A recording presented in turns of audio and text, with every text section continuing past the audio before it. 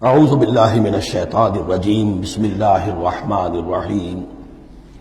اب اس کے بعد ایک سورت جو آ رہی ہے، اس کے بارے میں عام طور پر آپ کو لکھا ہوا مل جائے گا کہ یہ سورہ جو ہے یہ مدنیہ ہے، لیکن یہ کہ یہ اکثر سورتوں کے بارے میں یہ جو آخری ہیں، ہر قرآن مجید میں کوئی نہ کوئی ایک رائے تو لکھی ہے، لیکن جب تفصیل دیکھتے ہیں تو بہت سی آراء ہیں اس میں، یہ کوئی ایک رائے نہیں ہوتی۔ میں نے جب تحقیق کی ہے تو حضرت عائشہ صدیقہ رضی اللہ تعالی عنہ کے قول کے مطابق یہ سورت بھی مکی ہے، مدنی نہیں ہے۔ سورۃ البیہ بسم اللہ الرحمن الرحیم۔ لم یکن الذین کفروا من اہل الکتاب والمشرکین منفکین حتی تأتیہم البیہ۔ نہیں تھے وہ لوگ جنہوں نے کفر کیا تھا اہل کتاب میں سے اور مشرکین میں سے کہ انہیں علیحدہ کر دیا جاتا یا باز آ جاتے حتی تأتیہم البیہ، جب تک کہ ان کے پاس بینہ نہ آ جاتی ہے۔ ظاہر بات ہے کہ وہ گمراہی میں مبتلا تھے، کوئی بین چیز آئے، کوئی واضح چیز آئے جس سے کہ ان کو محسوس ہو جائے، شعور ہو جائے کہ ہم گمراہی پر ہیں۔ اور یا اس کا مفہوم یہ ہے کہ جب تک بین ان کے اوپر بات نہ آ جائے اس وقت تک انہیں کاٹا نہیں جا سکتا، انہیں اپنے سے علیحدہ نہیں کیا جا سکتا۔ منفق جو ہے یہ دونوں طریقے سے معنی دے گا۔ اب قابل غور کیا بات ہے، وہ بینہ کیا ہے؟ رسول من اللہ یتلو صحفا مطہرۃ فیہا کتب قیمہ، ایک رسول اللہ کی جانب سے جو تلاوت کرتے ہیں پاکیزہ اوراق کی، اور وہ فیہا، ان اوراق میں کیا ہے؟ بڑی مضبوط کتابیں لکھی ہوئی ہیں، احکام ہیں اللہ کے۔ کتاب کا لفظ خاص طور پر میں بتاتا آیا ہوں آپ کو کہ یہ احکام شریعت کے لیے آتا ہے۔ فیہا کتب قیمہ، یہ ہے وہ چیز کہ جب اللہ کا رسول اللہ کی کتاب لے کر آ جائے تو یہ بینہ اب ہو گئی، اب بات واضح ہو گئی، اب کسی شک و شبہ کی گنجائش نہیں رہی۔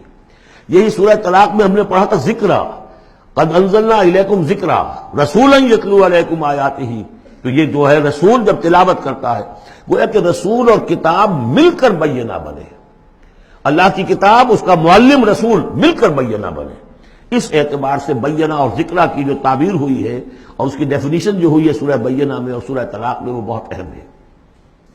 اب فرمایا وما تفرق الذین اوتوا الکتاب الا من بعد ما جاءتهم البینہ، یہ جن لوگوں کو کتاب دی گئی تھی انہوں نے جو پہلے بھی تفرقہ کیا ہے آپس میں، یہ جو بٹ گئے، یہ کوئی نصارہ بن گئے، کوئی یہودی بن گئے، پھر نصارہ میں نہ معلوم کتنے فرقے ہوئے اور یہودیوں میں کتنے فرقے ہوئے، یہ سارا تفرقہ ہوا کب؟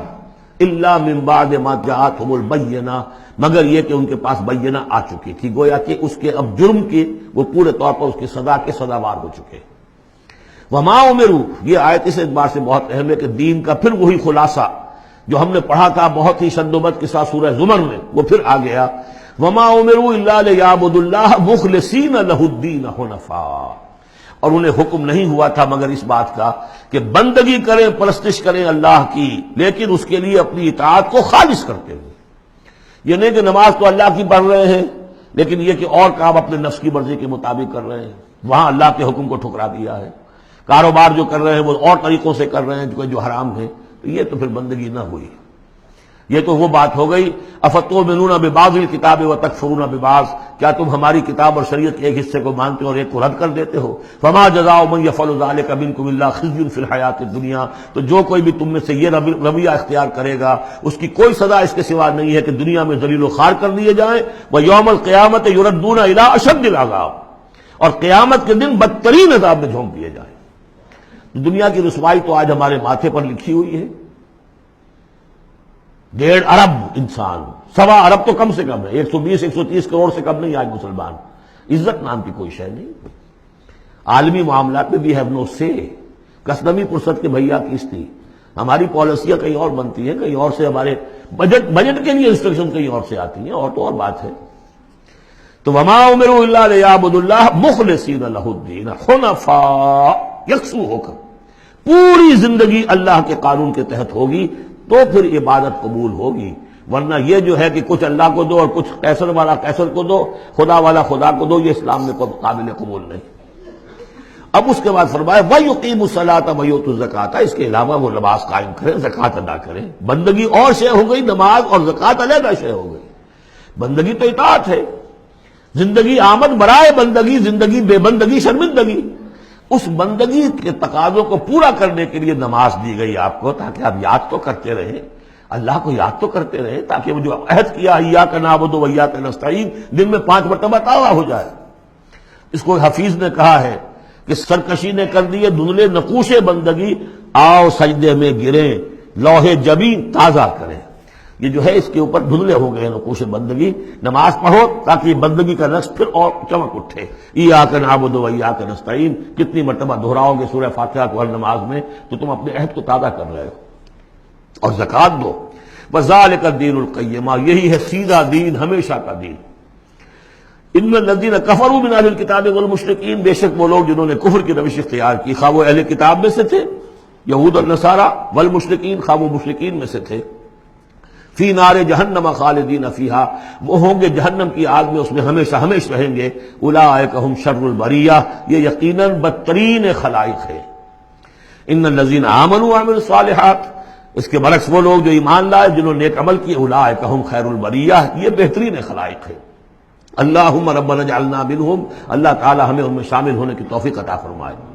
جزاؤہم عند ربہم جنات عدن تجری من تحتہا الانہار خالدین فیہا ابدا، ان کا بدلہ ہوگا ان کے رب کے پاس وہ باغات، رہنے والے باغات، ریزیڈینشل گارڈنز، جن کے دامن میں ندیاں بہتی ہوں گی اور جس میں وہ رہیں گے ہمیشہ ہمیش ہمیشہ ہمیش۔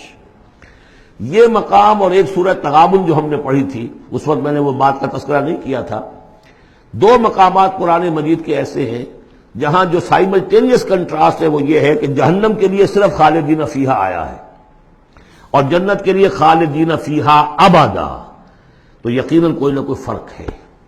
ویسے جہنم کے لیے بھی قرآن میں دوسرے مقامات پر ابدا بھی آیا ہے اور پھر سارا کچھ، لیکن جہاں کنٹراسٹ آ جائے جو فوری ہو، تو یہ جو سائملٹینیس کنٹراسٹ کے حوالے سے چنانچہ اسی بنیاد پر امت کے دو بڑی عظیم شخصیتوں کی رائے یہ ہے کہ جہنم ابدی نہیں ہے، ایک وقت میں آ کے کھوکھلی ہو جائے گی، ختم ہو جائے گی۔ یا تو وہ جہنمی وہ ہوں گے کہ جن میں خیر کا سرے سے کوئی ایلیمنٹ ہی نہیں، انہیں جلا کر راکھ کر دیا جائے گا، معدوم ہو جائیں گے جیسے حیوانات معدوم ہو جائیں گے۔ اور اگر کوئی خیر کا ایلیمنٹ ہے تو جیسے بھٹی میں چڑھا کر دھو کر کپڑا نکال لیا جاتا ہے، ایسے ہی وہ ان کی روح جو ہے وہ نکال لی جائے گی اور وہ پھر جنت میں پہنچ جائیں گے۔ لیکن یہ عام اہل سنت کا عقیدہ نہیں ہے، لیکن یہ ہے کہ دو افراد ہیں جو بہت عظیم ہیں۔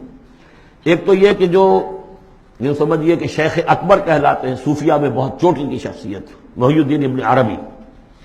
دوسرے وہ شخص کہ جو ہر اعتبار سے محی الدین ابن عربی سے بہت شدید اختلاف کرتے ہیں، بہت شدید اختلاف، امام ابن تیمیہ، اور جو یوں سمجھیے کہ سلفی جو المسلک جو لوگ بھی ہیں دنیا میں، ان کے نزدیک سب سے بڑے امام جو ہے، سب سے بڑے عالم وہ امام ابن تیمیہ ہے رحمۃ اللہ علیہ، ان کی رائے بھی یہی ہے۔ تو دو عظیم اشخاص کا اس پر متفق ہو جانا، متفق گردید رائے بو علی بارائے من، تو یہ وہ یقیناً جو ہے اس قابل تھا کہ میں آپ کو اس کا تذکرہ ذکر بتا دوں۔ رضی اللہ عنہم، یہ لوگ جو ہیں وہ لوگ کہ ان الذین آمنوا وعملوا الصالحات اولئک هم خیر البریہ جزاؤہم عند ربہم جنات عدن تجری من تحتہا الانہار خالدین فیہا ابدا رضی اللہ عنہم ورضوا عنہ، اللہ تعالیٰ ان سے راضی ہو گیا اور وہ اس سے راضی ہو جائیں گے۔ جب جائیں گے وہاں تو اللہ تعالیٰ وہ کچھ دے گا کہ راضی ہو جائیں گے۔ ذالک لمن خشی ربہ، یہ ان کے لیے ہے جو اپنے رب سے ڈرتے رہے۔ اللہم ربنا اجعلنا منہم، اللہم ربنا اجعلنا منہم۔ صدق اللہ العظیم۔